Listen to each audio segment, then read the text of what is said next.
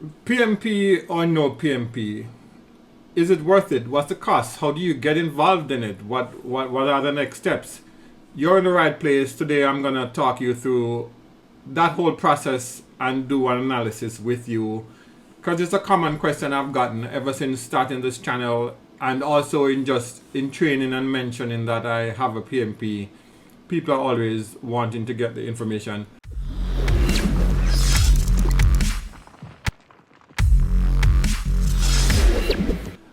The project management certification called PMP is what I'm going to be presenting on today, and the steps, the prep option, the pros and cons, that's what this video is all about. So what is PMP certification? PMP stands for Project Management Professional. It's a globally recognized certification that validates your ability to lead projects. It doesn't necessarily make you a better project manager.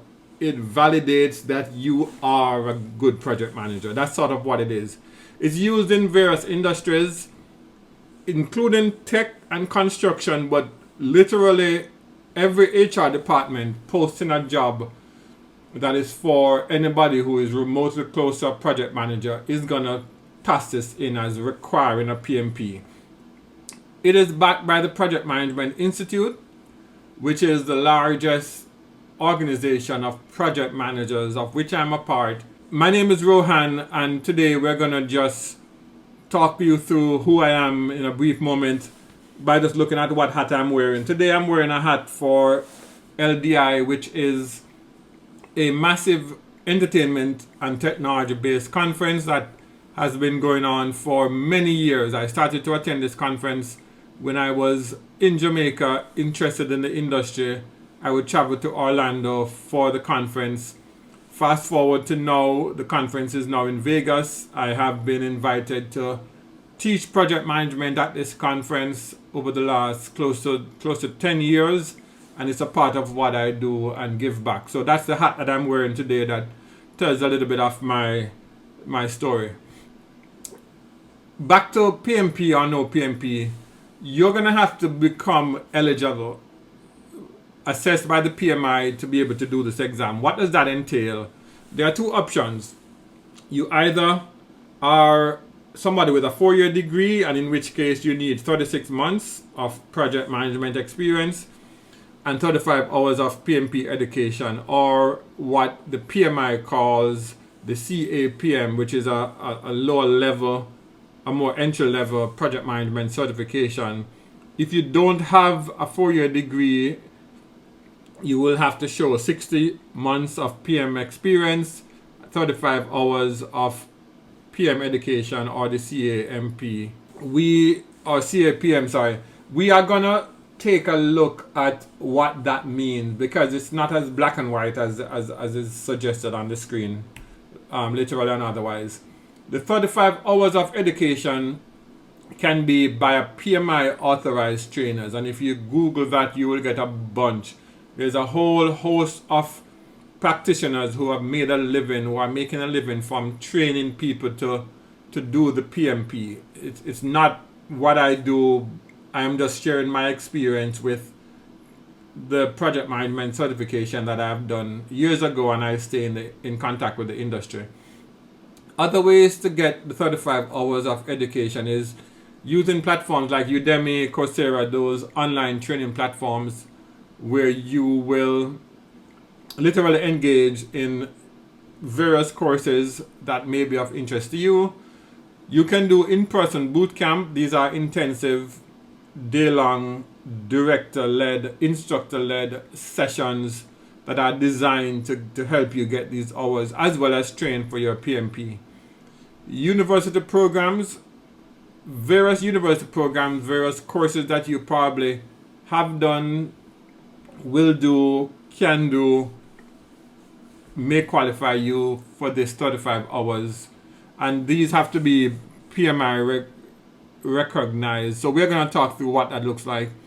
You have to apply and then schedule the exam. So you will create an account with the PMI at pmi.org. register to do the exam, you're going to submit an application that's going to demonstrate your education experience. You're going to pay a fee.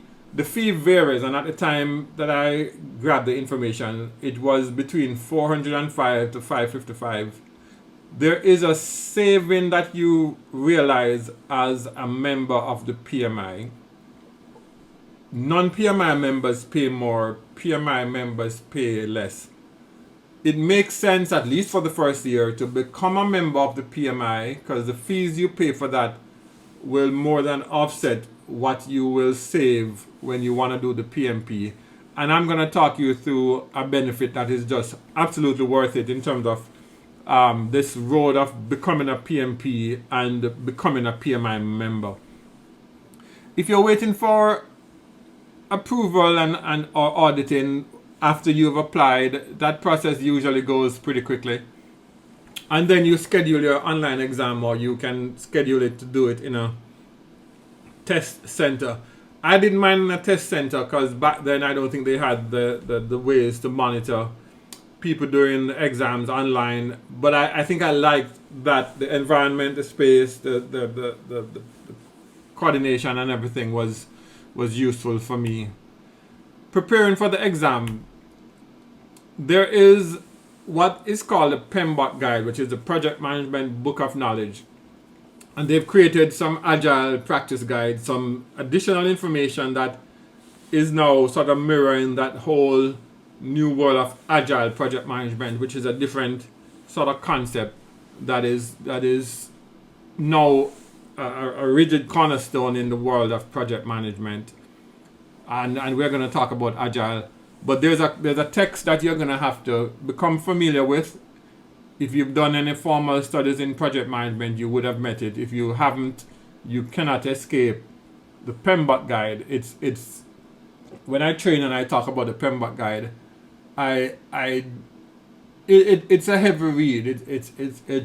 It's very detailed concepts, very academic, but very necessary if this qualification is something you're looking towards. You can use exam simulators and practice tests. These will help you to sort of know where to focus, know where knowledge gaps are, gives you feedback once you've done the test. And this is the big one. You can join a study group or a forum.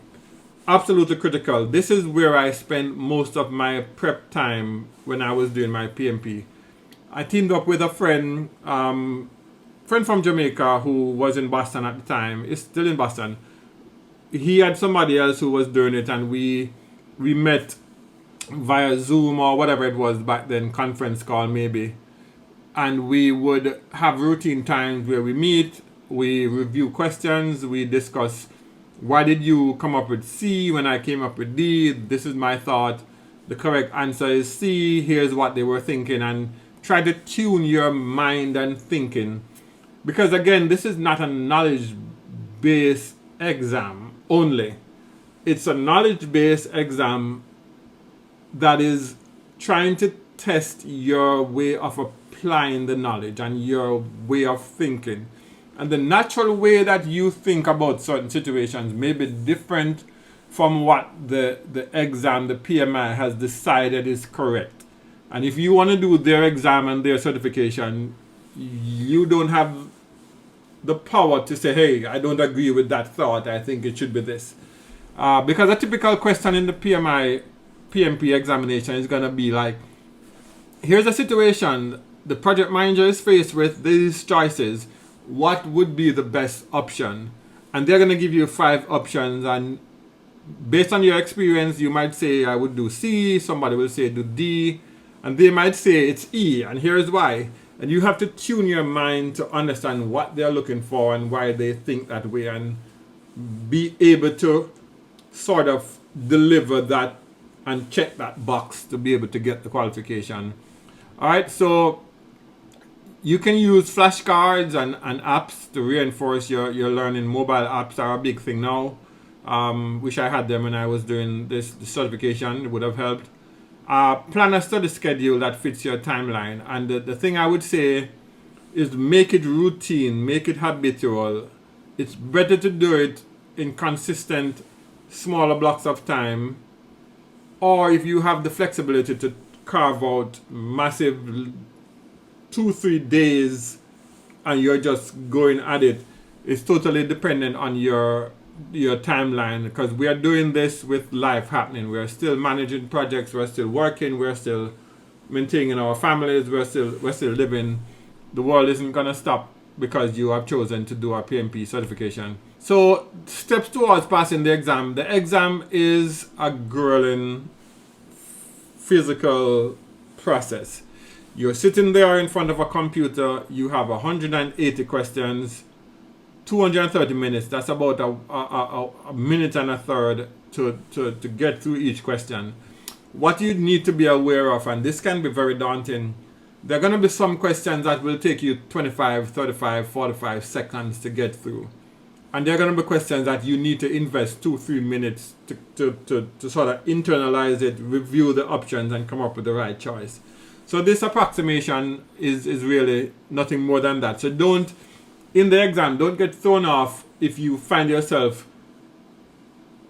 I almost said struggling, but it's paying more attention, more time, because of your knowledge base, because of your background, because of how you've prepped to figure this out than with other questions that will be immediately knocked out of the park. Alright? It's a multiple choice exam, and you, by virtue of a multiple choice exam, you need to understand some of the tips and tricks with doing multiple choice exams, where you're looking for those keywords both in the question and in the responses that naturally eliminates these two options. So you know it cannot be A, it cannot be C, and you're rereading it and making sure you're zooming in on B, D, and E. You have to use those skills. That's a part of testing, which is not the knowledge of the subject matter, but the knowledge of the how to benefit from doing multiple choice tests. There's no negative marking. You don't lose marks for wrong answers. You can take a break, 2 optional breaks if you're doing it online. If you're doing it in the test center, you just have to get with the examiner and timetable that. It is super important that you minimize these breaks. For obvious reasons, you want to spend the 2-30 minutes that you have, because the clock is not going to stop when you are taking a break. So you want to timetable that so you can take care of being a human being, biological needs, restroom, snack break, get some water, whatever it is, but and just sort of take a mental reset for a brief moment. Might be a good way to spend 5 or 10 minutes of that 230 minutes. You will receive your pass or fail, and it will be a pass because we're gonna be positive immediately after doing the exam. Once you hit submit, then it takes a moment for them to say, hey, congratulations, or I'm sorry. And the thing with this exam is, because it's a pass-fail exam, you don't want to fail by 1 or 2 questions. So every effort you make to move that needle by 1 or 2 questions is absolutely worth it, because the worst feeling is to fail the exam by just a whisker. Alright, so how do you prep? What are the prep options? Google PMP prep and you will get a plethora of options. The ones that I used, I only used, the only cost that I incurred for this beyond the examination cost was I invested in some audiobooks, and back then it came as CDs, and I would pop those CDs in my car, and my drive to work was about 35 minutes. I would have 35 minutes each way to listen to content, to sort of use that time to connect with the content. These costs and these options you're seeing here, it varies. There's a whole range. Online courses is a good option. You can cherry pick lower priced stuff there. If you look for boot camp, you will have boot camps that are virtual and boot camps that are actually face-to-face that you can do. The cost varies. $8,000 to $3,000 is what we're seeing there. But suffice it to say that the only investment I made beyond paying the fees was in audiobooks, and it was less than $100, less than $50 if I remember correctly, because of how I learned and because I wanted to use that time, convert that drive time into prep time. And this was different. My reality is different from maybe yours. I was coming out of doing a master's in project management, so a lot of the concepts I would have had to master at that level. So they weren't new. It was just sort of reframing, rethinking, understanding the relationships and the important emphasis of the PMP. Right? So for everybody it's gonna be different. For you it may be more deep, where you have to get into it because concepts are new, and for others who have been exposed to this, it's just dusting off the cobwebs and reminding yourselves of the concepts. All right. So here is the next two slides are going to be looking at the pros and cons.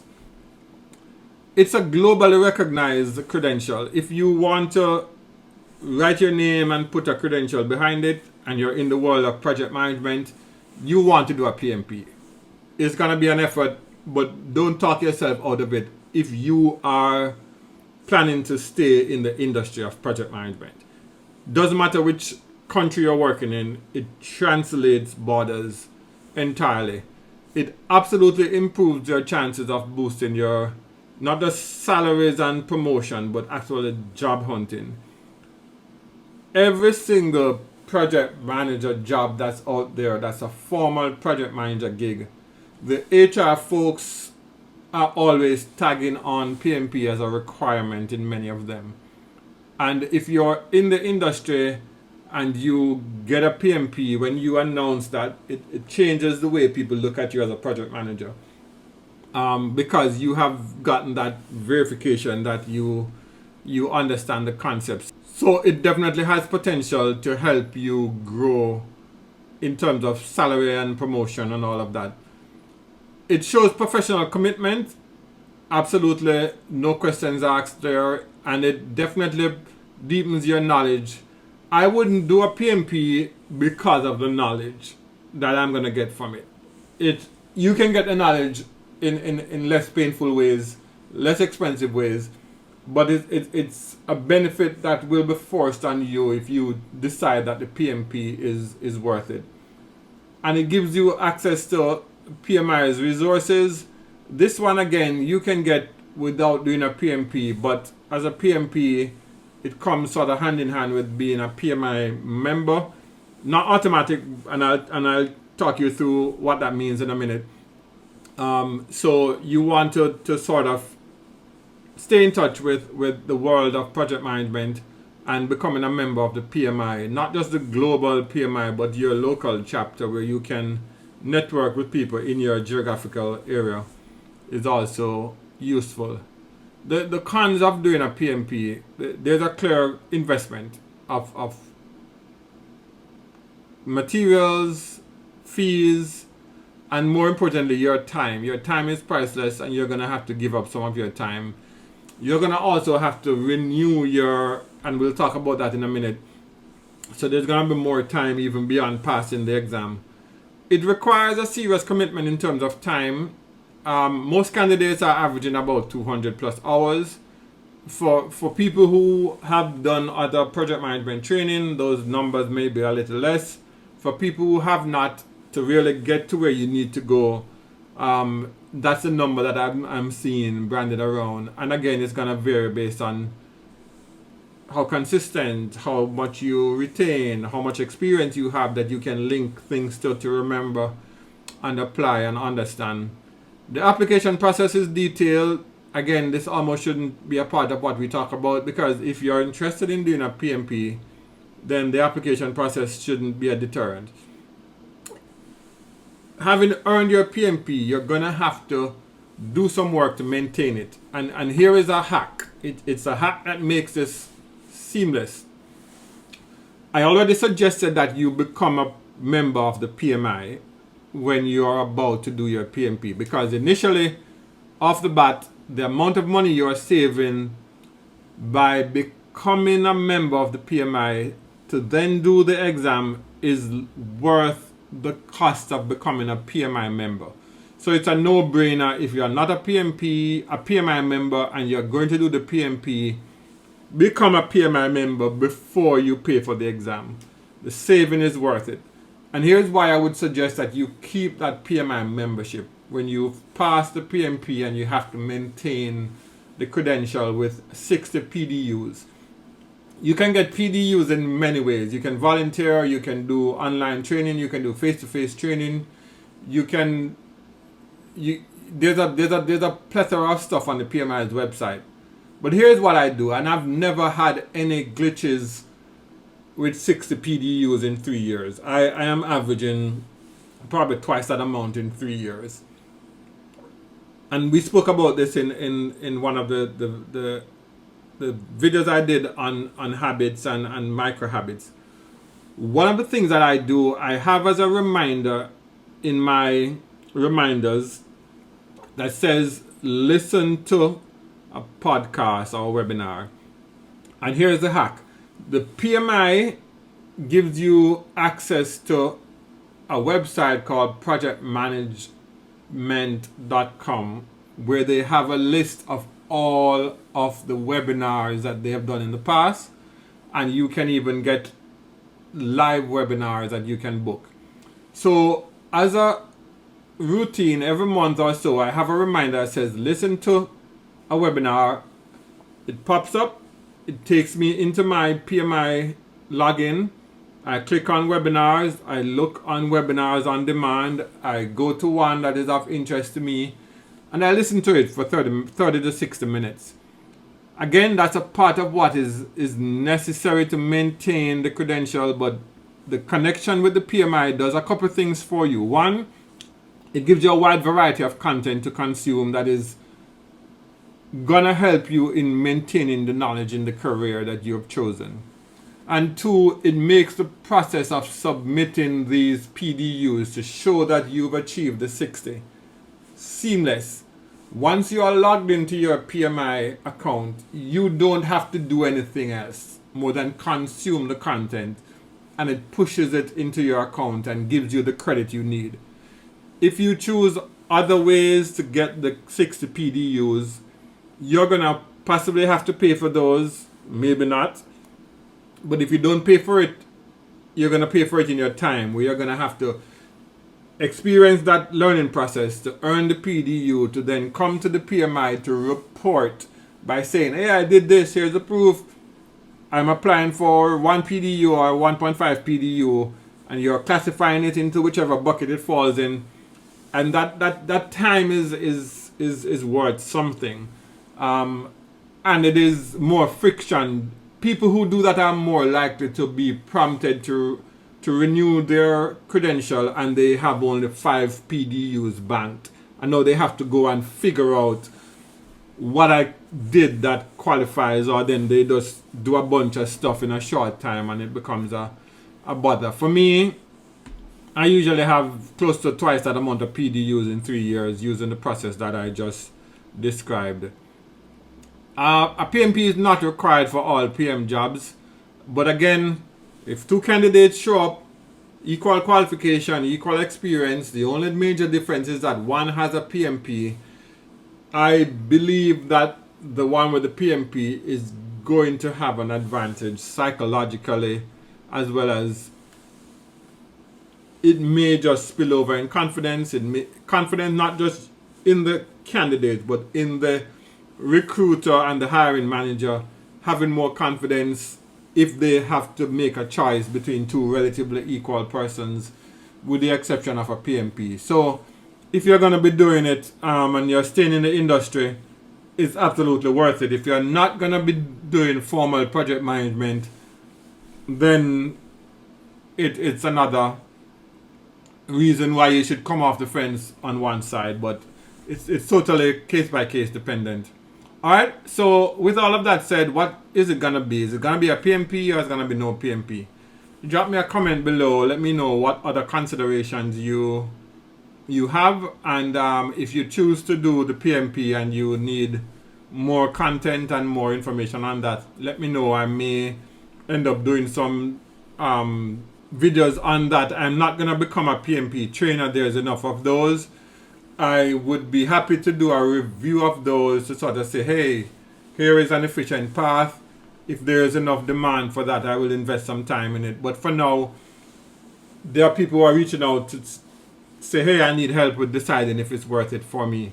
And here it is. So if you like this video, go ahead and hit the like button, subscribe, share it with a friend who you think is on the fence. And until next time, this is Rohan, and continue to work towards becoming the smarter manager that I know you can be. All right, have a good one.